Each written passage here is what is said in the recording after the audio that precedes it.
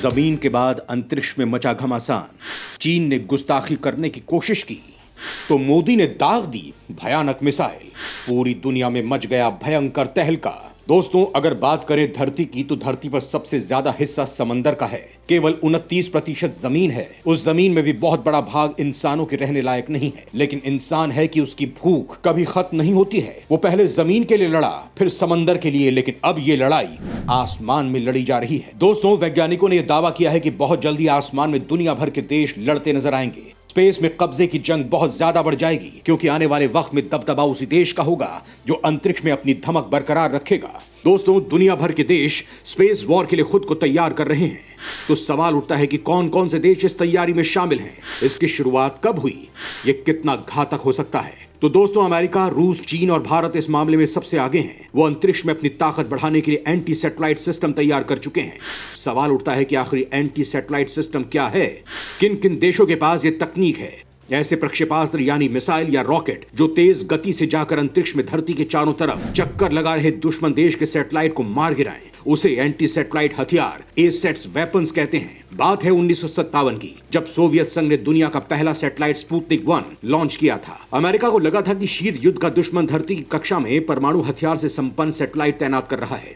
तब अमेरिका ने पहला एसेट बनाया था। यह हवा से लॉन्च की जाने वाली बैलिस्टिक मिसाइल थी, जिसका नाम था बोल्ड ओरियन। अब सोवियत कैसे चुप रहता? उसने भी अपना एसेट बना डाला। इन्हें नाम दिया को ऑर्बिटल्स। ये हथियार अपने और दुश्मन के सैटेलाइट के साथ साथ उड़ते रहते। जैसे जरूरत पड़ती उसके मुताबिक ये खुद ही फट जाते, साथ ही अपनी या दुश्मन के सैटेलाइट को खत्म कर देते। इस तकनीक पर तब से काम चल ही रहा है। साल 2007 में चीन भी इस रेस में शामिल हो गया। उसने अपने बैलिस्टिक मिसाइल से अंतरिक्ष में अपने पुराने मौसम सैटेलाइट को उड़ाया, जिसकी वजह से अंतरिक्ष में काफी ज्यादा कचरा फैल गया। साल 2019 में भारत ने भी मिशन शक्ति के तहत अपने पुराने सैटेलाइट को बैलिस्टिक मिसाइल से मार गिराया था। अप्रैल 2022 में अमेरिका पहला देश बना जिसने मिसाइलों से सैटेलाइट्स को मारना प्रतिबंधित किया। आखिर अमेरिका ने इस पर बैन क्यों लगाया? इसके पीछे क्या बड़ी वजह थी? तो दोस्तों, 4 देशों ने अब तक अपने पुराने सैटेलाइट्स को मार गिराने के लिए अपनी मिसाइलों का उपयोग किया है। यह है भारत, अमेरिका, रूस और चीन। लेकिन बाद में अमेरिका और रूस ने आपस में यह तय किया कि वो एसेट्स को खत्म करेंगे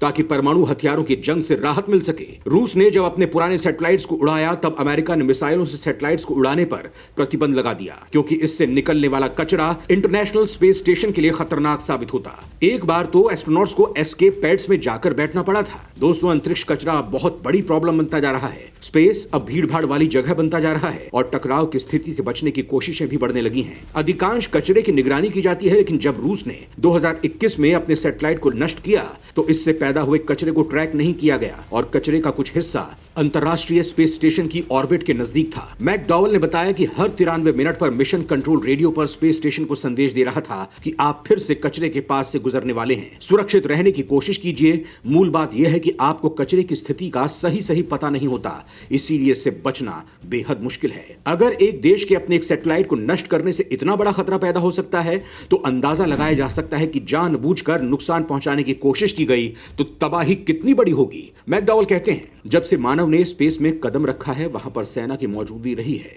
लेकिन ये हथियार लॉन्च नहीं कर रहे, बल्कि धरती पर सेना की मदद के लिए जासूसी या कम्युनिकेशन सैटेलाइट लॉन्च कर रहे हैं। लेकिन अमेरिका और दूसरे देशों की सेना स्पेस में संघर्ष की बात कर रही है। धरती पर सेना काफी हद तक सैटेलाइट्स पर निर्भर रहती है और धरती पर संघर्ष छिड़ा तो मामला स्पेस तक भी पहुंच सकता है। मुश्किल यह है कि ऐसा हुआ तो इससे बड़े पैमाने पर कचरा पैदा होगा और आउटर स्पेस का इस्तेमाल बेहद मुश्किल हो जाएगा। दोस्तों, अब हम बात करते हैं एंटी सैटेलाइट सिस्टम। आखिर एंटी सैटेलाइट सिस्टम कितने प्रकार के होते हैं और भारत के पास कौन सा एंटी सैटेलाइट हथियार है? भारत ने इसका कब टेस्ट किया था? स्पेस में भारत कितना मजबूत है? दोस्तों, इस बारे में हम आपको जो बताने जा रहे हैं उसे जानकर आपका सीना गर्व से चौड़ा हो जाएगा। तो दोस्तों, इस धमाकेदार खबर को देखने के लिए बने रहिए हमारे साथ आखिरी तक।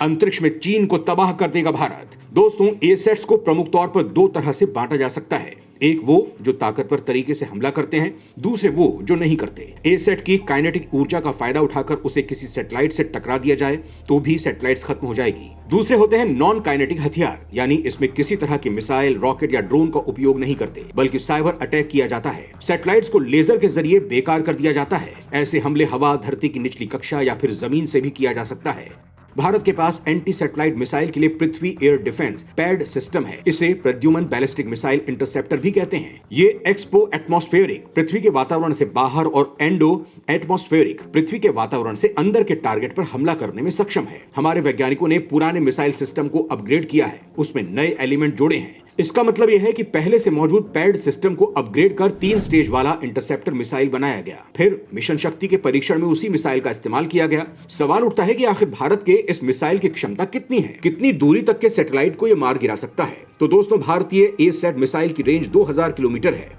ये 1470 से 6126 किलोमीटर प्रति घंटा की रफ्तार से सैटेलाइट की तरफ बढ़ती है। हालांकि बाद में इसे अपग्रेड कर ज्यादा ताकतवर और घातक बनाया जा सकता है। डीआरडीओ ने बैलिस्टिक इंटरसेप्टर मिसाइल के जरिए 300 किलोमीटर की ऊंचाई पर मौजूद उपग्रह को मार गिराया। दोस्तों, अंतरिक्ष में अगले विश्व युद्ध होने की आशंका के मद्देनजर अमेरिका, चीन और रूस की तैयारियां जोरों पर हैं। दुनिया में कुछ समय पहले तक सिर्फ रूस के पास स्पेस फोर्स थी, जो 1992 से 97 और 2001 से 2011 में सक्रिय रही। इसके बाद चीन और अमेरिका ने भी खुद को स्पेस वॉर के लिए तैयार किया और अब भारत भी इसके लिए तैयार हो चुका है। 2007 में चीन ने धरती से मिसाइल दागकर अपने मौसम उपग्रह को उड़ा दिया था। चीन की इस हरकत पर अमेरिका समेत दुनिया के कई देशों ने नाराजगी दिखाई थी। इसके बाद साल 2013 में भी चीन ने पृथ्वी की कक्षा में रॉकेट दागा था, जिससे दूसरे देशों के सैटेलाइट्स को खतरा हो सकता था। इससे पहले रूस और अमेरिका भी 80 के दशक में पुराने पड़ चुके सैटेलाइट्स को धरती से मिसाइल के जरिए नष्ट कर चुके हैं। हालांकि इससे दूसरे देश के सैटेलाइट को भी निशाना बनने का खतरा होता है। जरा सी चूक महायुद्ध की वजह बन सकती है। इसीलिए बेहद जरूरी था कि भारत इस ताकत को हासिल करे। दुनिया भर के देशों में जिस तरह की जंग छिड़ी हुई है,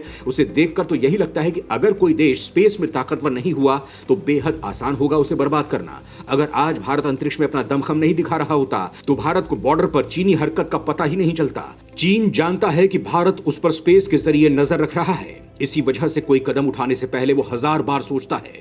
युद्ध में इंफॉर्मेशन बेहद जरूरी मामला है। इसीलिए भारत ने चीन सीमा पर अपने कम्युनिकेशन सिस्टम को बेहद स्ट्रॉन्ग कर दिया है और वो इसके लिए इसरो के दमदार सैटेलाइट्स का भी इस्तेमाल कर रहा है। इसरो लगातार सेना की ताकत को बढ़ाने के लिए अंतरिक्ष में अपना दमखम दिखा रहा है। भारत ने स्पेस में दूसरे देशों के सैटेलाइट्स को बर्बाद करने की एक नई तकनीक, एक नहीं कई तकनीक हासिल कर ली है। स्पेस की ताकत किसी युद्ध के लिए कितनी जरूरी है, इसे इस बात से समझा जा सकता है कि जब भारत ने उरी हमले के जवाब में पाकिस्तान के खिलाफ सर्जिकल स्ट्राइक की थी तो इन सैटेलाइट्स और ड्रोन ने बहुत बड़ी भूमिका निभाई थी। खुद देश के प्रधानमंत्री मोदी, तत्कालीन रक्षा मंत्री मनोहर पर्रिकर और अजीत डोभाल ने यह स्ट्राइक लाइव देखी थी और सैटेलाइट्स की इंफॉर्मेशन ने देश के जवानों की बड़ी मदद की थी। जो चीन साइबर अटैक करके भारत के मुंबई जैसे शहर में ब्लैकआउट कर सकता है, वो देश वॉर टाइम पर किसी भी तरह की हरकत करके अपने मंसूबों को कामयाब करने की कोशिश करेगा। इससे नकारा नहीं जा सकता और यही वजह है दोस्तों कि भारत के एंटी सैटेलाइट सिस्टम का होना बेहद जरूरी है। अगर चीन ने भारत के खिलाफ कुछ भी करने की कोशिश की तो उसे भी बर्बाद होने से कोई नहीं बचा पाएगा। दोस्तों, आप स्पेस में जंग की तैयारियों पर क्या कहना चाहेंगे? कमेंट जरूर करें।